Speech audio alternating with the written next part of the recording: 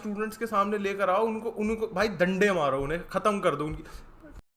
ये लड़की सिर्फ 2 वर्ड्स की वजह से पूरी दुनिया भर में फेमस हो गई। एक छोटी सी बात जो कि नशे में Okay, the one sentence made and destroy his entire life. तो क्या वो एक वर्ड है जिससे इसकी पूरी लाइफ खत्म हो गई यार? ये थंबनेल तो करेक्ट डालते हैं। Let's see. बोली गई थी। और बस एक वायरल वीडियो ने हैली वेल्च यानी हॉक टू अ गर्ल को इंटरनेट का नया मीम क्वीन बना दिया। लेकिन जितनी तेजी से हैली का करियर ऊपर गया, उतनी तेजी से उसने अपना करियर खराब भी कर दिया। और उसके बाद उसके इस डाउनफॉल में उसका पैसा भी गया, उसका नाम भी, और साथ में उसकी रेपुटेशन। ये स्टोरी उस लड़की की जिसकी ओवरनाइट सक्सेस ने उसे काफी ऊंचाइयों तक पहुंचा तो दिया, पर यही चीज के कारण वो कैसे एक वर्ल्ड वाइड स्कैमर बन गई।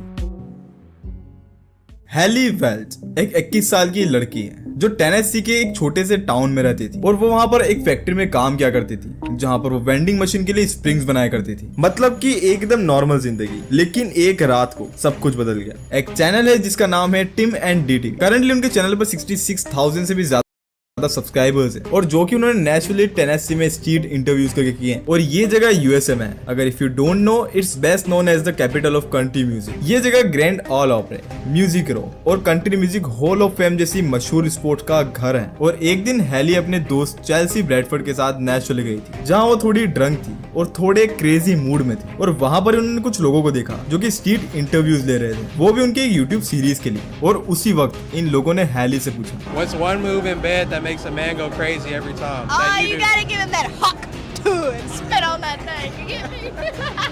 और उस बंदे ने जिसने ये इंटरव्यू लिया था, 2 दिन के बाद ही उसने अपने इंस्टाग्राम हैंडल एंड टिकटॉक पे इस क्लिप को अपलोड कर दिया। और लिटरली ये मीम पूरे इंटरनेट पर फट गई। इंस्टाग्राम में इसके 18.3 मिलियन व्यूज थे और ऑलमोस्ट 500 के लाइक्स। हर जगह मीम्स, रिमिक्सेस, डुएट्स बन रहे हैं। सब हैली को हॉक टू अ गर्ल कहने लगे। सिर्फ उसके 1 सेकंड का जोक एक ऐसा मीम बन गया जो कि पूरे इंटरनेट पर छाया हुआ था। पर हैली ने यहाँ पर एक स्मार्ट मूव खेला। उसने इस फेम को बिल्कुल भी इग्नोर नहीं किया। उसने सोचा कि अगर ये फेम आया है तो इसे कैश करो। और मेरे ख्याल से तो एक बहुत बेटर मूव था अपने क्विक फेम को अच्छे से यूटिलाइज करने का। और इसलिए उसने अनाउंस किया हॉक टू ऑफिशियल, जहां उसने अपने वायरल फेम का फायदा उठाते हुए हॉक टू 24 कैप्स लॉन्च की, जिसका उसने प्राइस रखा $30 to $40 फॉर ईच कैप, और जो लोग क्रेजी तरीके से खरीद भी रहे थे। फिर उसके बाद उसने ऐसे ही मर्च लॉन्च की, जिसके थ्रू उसने 54 लाख रुपीस, जो कि अप्रोक्स $65,000 होते हैं, और इतने की उसने मर्च भी बेच दी। और हैली ने यहाँ पर सोचा कि अगर दुनिया उसे हॉक टू गर्ल कह रही है तो क्यों ना वो भी स्टैंड के ऊपर सवार हो जाए। और एग्जैक्टली ऐसा ही हुआ। उसके इंस्टाग्राम, टिकटॉक सब प्लेटफॉर्म पे फॉलोअर्स की बारिश होने लग गई। एक दिन में हजारों और फिर लाखों में फॉलोअर्स उसके बढ़ने लगे। यहाँ तक कि इतनी जल्दी एक मैनेजमेंट कंपनी ने भी उसे कांटेक्ट किया कि आओ हम तुम्हारा करियर बनाते हैं। और हैली ने इस बात पर हाँ भी बोल दिया। और इसके बाद हैली सिर्फ एक मीम से वायरल हुई लड़की नहीं रही थी, फिर वो पॉडकास्ट पे जा रही थी, इंटरव्यूज दे रही थी, इवन कॉन्सर्ट्स में इनवाइट होने लगी। और तुम सोच रहे हो सारी चीजें जस्ट 1 हफ्ते के अंदर हो चुकी थी। वो जैक ब्रायन के कॉन्सर्ट में स्टेज पे गई,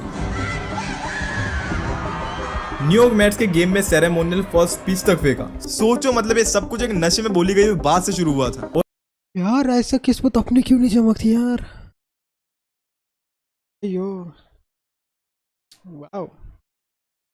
और अब हैली पूरे अमेरिका के स्पॉटलाइट में थी। यहाँ तक कि उसने लेस देन 30 डेज में 1 मिलियन से भी ज्यादा फॉलोअर्स कर लिए थे अपने इंस्टाग्राम के ऊपर। पर इतना सडन फेम मिलने के बाद उसे एक चीज खराब लगने लगी थी कि सबकी आई बॉल्स उसी के ऊपर रहती थी। वो कहीं पर भी जाती थी, सभी लोग उसी को देखते रहते थे। और ये चीज उसको फेम मिलने के बाद बिल्कुल भी पसंद नहीं आ रहा था। It's my pawpaw not to shoot the paparazzi outside of our house every day because they've been camped out here for like 2 weeks. पर इसके बाद भी उसने अपने मीम का फायदा उठाना बंद नहीं किया। उसने अपना एक फैन फिक्स अकाउंट बनाया, जो बेसिकली ओनली फैंस जैसा ही होता है, बस ये क्लीन और फैमिली फ्रेंडली वर्जन है, जिसमें कि एडल्ट कंटेंट अलाउड नहीं है। और इसके साथ साथ उसने एक एआई डेटिंग प्लेटफॉर्म भी बनाया, जिसका नाम था पूकी टूल्स। और इतना सब होने के बाद भी उसके पास एक और बिजनेस मूव था, जेक पॉल की मीडिया कंपनी के साथ पार्टनरशिप। और उसका सिंपल सा प्लान था एक नया पॉडकास्ट स्टार्ट करने का, जिसका नाम था टॉक टॉक। ये जैसे ही शुरू हुआ, लोगों ने इसे काफी पसंद भी किया। अब इस चीज को देख करके फैंस भी एक्साइटेड थे और मीडिया भी इंटरेस्टेड था। और यहाँ तक कि अब हैली को भी ये लगने लग गया था कि उसके फेम को लॉन्ग टर्म बना सकती है। गाइस, अगर तुमने अभी ये स्किप किया ना, तो एंड ऑफ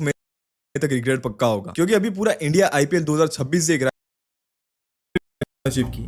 लोग ऑलरेडी जीत रहे हैं। अब तक तो सब कुछ स्मूथ जा रहा था। हैली काफी वायरल भी थी, पॉपुलर भी थी और हर तरफ से ऑफर्स आ रहे थे। लेकिन फिर उसने एक ऐसा स्टेप लिया जहां से पूरा गेम चेंज हो गया। क्रिप्टो ब्रोस, ये वही लोग हैं जो मीम कॉइन्स बनाते हैं। उन्होंने हैली से पार्टनरशिप की। उनका एक सिंपल सा प्लान था कि उन्हें अपना एक कॉइन लॉन्च करना था जिसका नाम था हॉक, और इसके लिए हैली ने अपने ट्विटर पर एक मीम कॉइन्स की लिस्ट भी पोस्ट की जिसमें हॉक टुआ कॉइन भी मेंशन था और उसके आगे लिखा हुआ था कमिंग सून। लॉन्च के पहले हैली ने अपने फैंस को बोला था कि मैं कुछ फ्री हॉक टोकन्स बांटने वाली हूँ। Okay, y'all, drop your Solana wallets. I'm giving out some meme coins for free. Coming to you December 4th. और एक बड़ा मौका है, तुम सब लोग भी इसमें इन्वेस्ट करो क्योंकि एक बढ़िया यार ये सही यार, मतलब कि जैसे बिटकॉइन के बाद तो फटे ही है, मतलब अच्छा खासा रेवेन्यू दिया है। हर चीज़ को अपना business ideal banana is not a good idea, क्योंकि अगर ये कॉइन फ्लॉप जाते हैं तो देखो भैया, जब तक इमोशनली ठीक है, लेकिन फाइनेंशियली अगर लोगों को तुमसे प्रॉब्लम होने लगा ना, तो वो नफरत नहीं होती फिर। ओके, मुझे पता नहीं आगे क्या होने वाला है, बट मुझे ऐसा लगता है इस कॉइन की वजह से प्रॉब्लम होगा।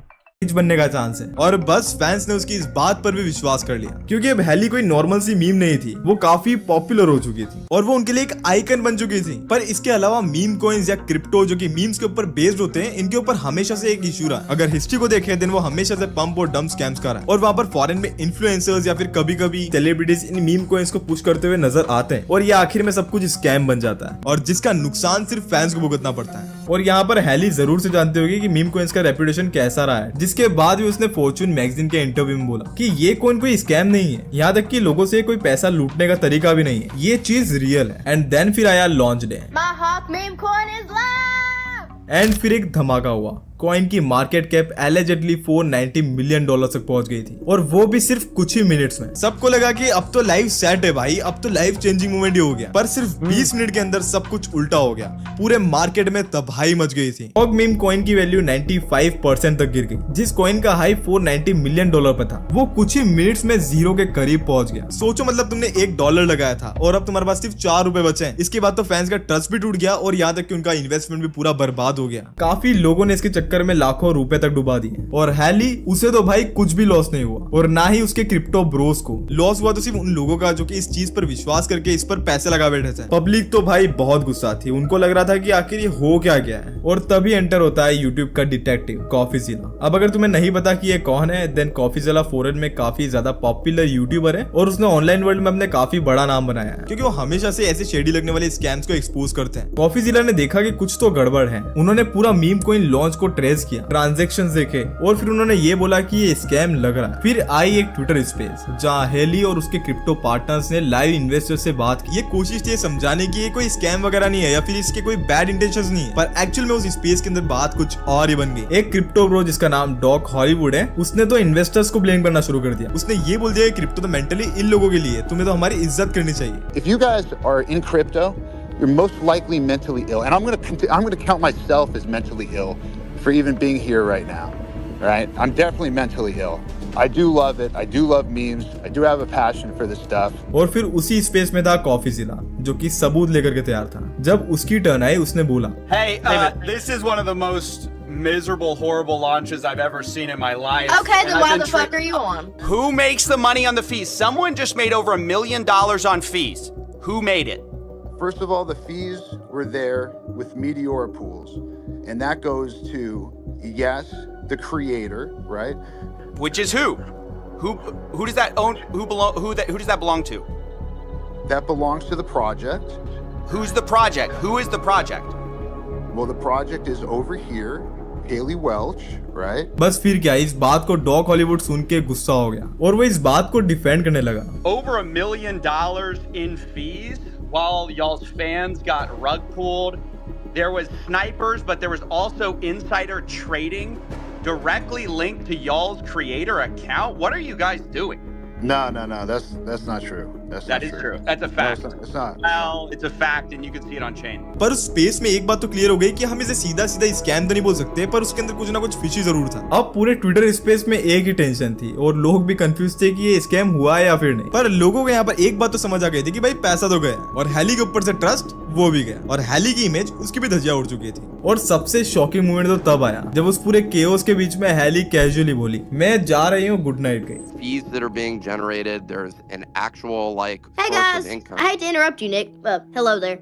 But anywho, I'm gonna go to bed, and I'll see you guys tomorrow. Imagine करो तुम्हारे ऊपर पूरा इंटरनेट स्कैम के इल्जाम लगा रहा है और तुम वहां पर ये बोल रहे हो कि भाई कल मिलते हैं, मैं तो सोने जा रहा हूँ। पर उसके बाद हैली का कोई रिस्पांस भी नहीं आया, उसके बाद वो इंटरनेट से बिल्कुल डिसअपीयर सी हो गई। मीनवाइल कुछ इन्वेस्टर्स ने SEC, जिसका फुल फॉर्म है सिक्योरिटीज एंड एक्सचेंज कमीशन, उन तक कंप्लेंट फाइल कर दी। पर इन सब के बाद भी हैली पूरे इंटरनेट से बिल्कुल ही गायब हो गई, और जिसके बाद उसके ऊपर काफी वीडियोस बनने लग गए। और वो शायद उस टाइम पर ये चाहती थी कि वो इंटरनेट पर अगर कुछ भी गलत ना बोल दे, जिस वजह से चीजें मेस्ड अप हो जाए। पर इसके बावजूद फरवरी 2025 में टॉक टू आवर एपिसोड 14 जो इंटरनेट पर लीक हो गया, जो कि था कि स्ट्रीमर एंड क्रिप्टो नर्ड के साथ, हैली ने इस पॉडकास्ट में पूरी कोशिश की एक विक्टिम बनने की, लेकिन व्यूअर्स ने उसकी बात बिल्कुल भी नहीं मानी, क्योंकि वो ऑलरेडी उससे नाराज थे भाई, उनके पैसे चले गए। लेकिन जब हैली 5 हफ्ते के बाद ऑफलाइन गई थी, उसके बाद उसे इनोसेंट डिक्लेयर कर दिया गया, और यही ग्रीन सिग्नल था जिसका वो इंतजार कर रही थी, और जिसके बाद वो हैप्पीली इंटरनेट पर वापस आ गई। पर इतना सब कुछ होने के बाद भी उसकी पूरी रेपुटेशन की धज्जियां उड़ चुकी थी। अब उसके पॉडकास्ट के ऊपर भी इतना ज्यादा रिस्पॉन्स नहीं आता, ऑडियंस का ट्रस्ट उसके ऊपर से बिल्कुल ही चला गया, यहाँ तक कि लोग अभी भी उसके कमेंट सेक्शन में जाकर के उसे ट्रोल करते हैं। और मेरे ख्याल से लोग अब उसे सिर्फ क्रिप्टो स्कैमर के नाम से याद रखेंगे, और अभी के टाइम पर हैली वेल्स की पूरी रेपुटेशन खराब हो चुकी है, उसके व्यूअर्स ने भी उसे देखना बंद कर दिया है, और यहाँ तक कि उसकी इंटरनेट पर इमेज भी एकदम लो प्रोफाइल पर है। बाकी तुम क्या सोचते हो इस बारे में, मुझे कमेंट में जरूर बताना।